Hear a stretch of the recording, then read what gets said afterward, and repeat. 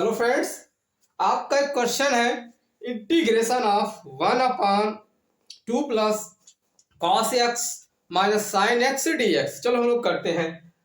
हम यहाँ से एक काम कर देते हैं, cos x and sine x के रिप्लेस पे लिख देते हैं कुछ कुछ। लिखने का मतलब है, देखो क्या हमें अच्छे से पता होना चाहिए कि कॉस एक्स बराबर एक फार्मूला होता है आपका 1 minus ten square x by 2 अपान होता है बेटा 1 plus ten square x by 2 होता है।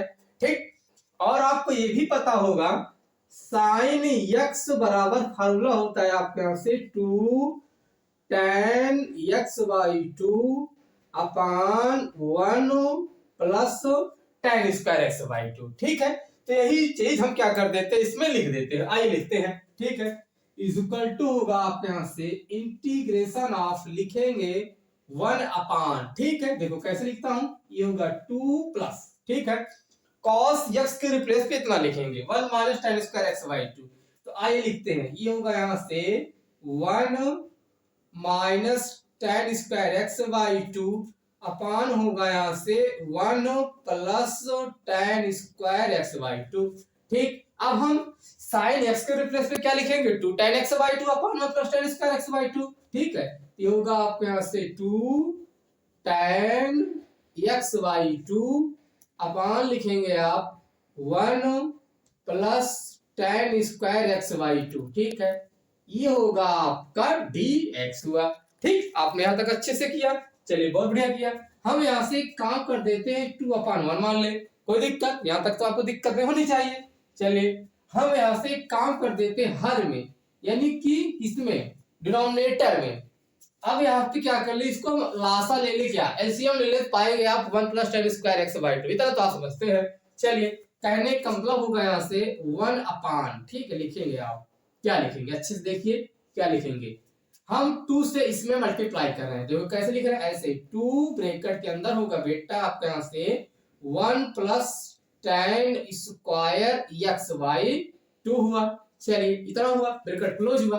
अब ये आपका बचेगा 1 minus ten square x by 2, इसको लिखेंगे हम लोग, लिखते हैं 1 minus ten square x by 2, और ये वाला जो आपको बचा हुआ है माइनस 2 टेन एक्स बाई 2, ये होगा आपका डी एक्स हुआ। टोटल अपान होगा बेटा 1 अपान 1 plus ten square x by 2। इतना आपने किया, चलिए बहुत बढ़िया किया। हम यहां से काम कर देते हैं 1 plus ten square x by 2 से 1 में क्या करते हैं, हम मल्टीप्लाई कर दे, गुणा कर देते हैं। तो आइए कर देते हैं। तो कहने का मतलब होगा is equal to integration of, लिखेंगे देखो 1 plus ten square x by 2 किसमें, इसमें 1 में। तो कहने का मतलब होगा, लिखेंगे आप 1 plus ten square x by 2 अपान, ठीक, अब हम 2 से अंदर मल्टीप्लाई कर दे रहे हैं, गुणा कर दे रहे हैं, तब ये होगा भैया आपका क्या होगा 2 प्लस, ये होगा 2 टेन एक्स बाई 2, स्क्वायर है तो हम लोग स्क्वायर में लिखेंगे ना, 2 टेन स्क्वायर एक्स बाई 2 हुआ।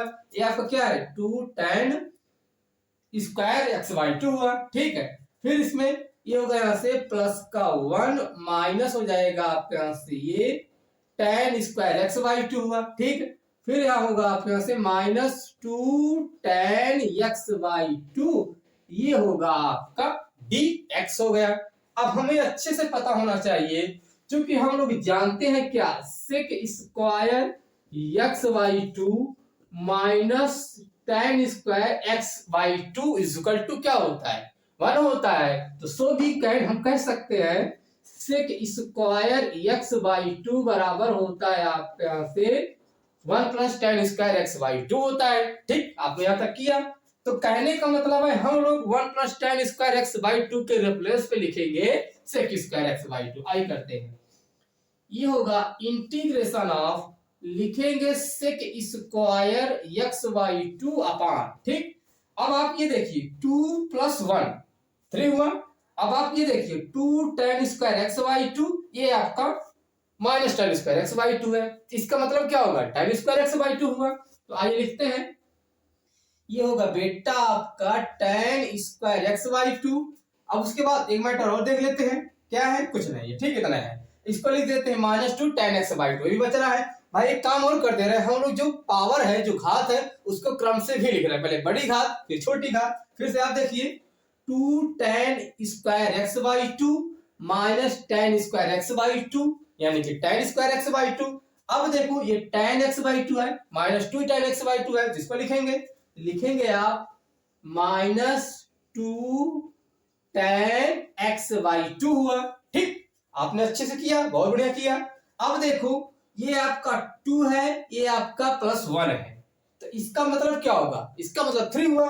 तो हम लोग लिखेंगे यहाँ पर 3, क्या लिखेंगे, ये होगा 3 और ये होगा अच्छे से आपका dx हो गया। ठीक, हम यहां से एक काम कर देते हैं, tan x/2 बराबर कुछ मान लेते हैं, तो आइए मानते हैं। तो लेट लिखेंगे आप tan x/2 बराबर हमने क्या मान लिया, t। ठीक, हम यहां से क्या करेंगे, डिफरेंशिएट कर देंगे। आपको अच्छे से पता है कि tan x का डिफरेंशिएशन क्या होता है, sec स्क्वायर होता है। तो इसका मतलब यहाँ पर क्या होगा, sec स्क्वायर x/2 हुआ, इंप्लाइज टैट ये होगा आपके यहां से sec square x/2 and x/2 का भी डिफरेंशिएशन होगा, तो इसका मतलब होगा यहां से 1/2 ये होगा dx बराबर होगा आपका ये dt हुआ। ठीक, हम यहां से एक काम कर देते हैं, 2 को इधर ठेल दे दाई तरफ ना, तो कहने का मतलब क्या होगा, ये होगा implies that sec square x/2 dx बराबर होगा आपके यहां से 2dt हुआ। यहां तक आपने किया, चलिए बहुत बढ़िया किया।